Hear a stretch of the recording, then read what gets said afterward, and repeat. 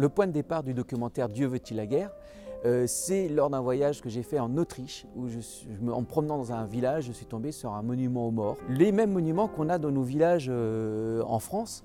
Et je me suis dit, ah mais la souffrance qu'il y a pu y avoir dans les familles et par rapport à cette guerre est donc la même, qu'on soit d'un côté ou de l'autre du front. Et donc je me suis dit, j'ai envie de faire un film qui puisse traduire ce sentiment commun. Il y a dans la guerre quelque chose de profondément irrationnel dans lequel l'homme préfère se faire du mal, détruire son monde pour entraîner son adversaire dans le néant en même temps que lui. Les Allemands mouraient d'un côté et les Français de l'autre, et il s'est dit « ça n'est pas possible. Je voulais défendre mon pays, et voilà que les gens meurent en masse. » L'objectif des documentaires Dieu veut-il la guerre est d'interroger l'humanité sur son rapport à la guerre et à la paix à travers le prisme du protestantisme. Ce que les pasteurs vivent est un choc, un traumatisme pour eux et pour leur auditoire. La première partie, c'est la tentation de la guerre. Donc on se situe avant la guerre 14 et on va regarder comment les protestants se sont investis dans le débat qui a lieu à l'époque parce qu'on sent bien que la guerre va arriver. Évidemment, certains versets vont être instrumentalisés. Je ne suis pas venu porter la paix mais l'épée.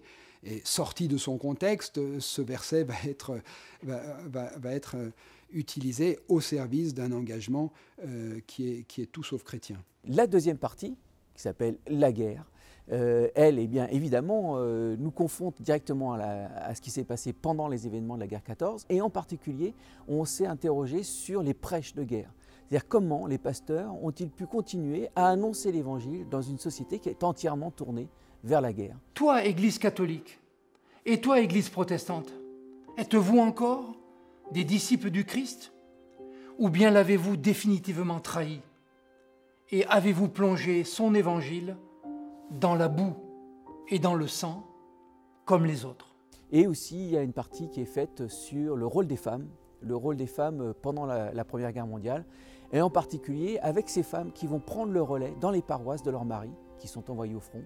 Et donc, elles vont spontanément prendre le relais pour que les paroisses continuent à vivre. Dieu tient à ce qu'on puisse protéger le plus petit.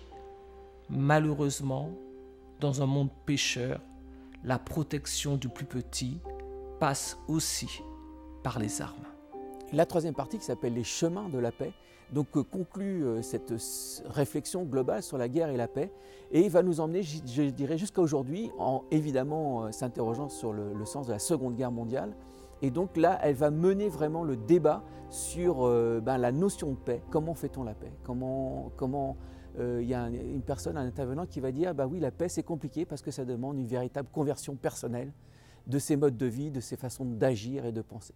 Donc ça nous amène, je dirais, jusqu'à aujourd'hui, et j'espère ça donnera aux téléspectateurs l'envie de creuser un peu la question.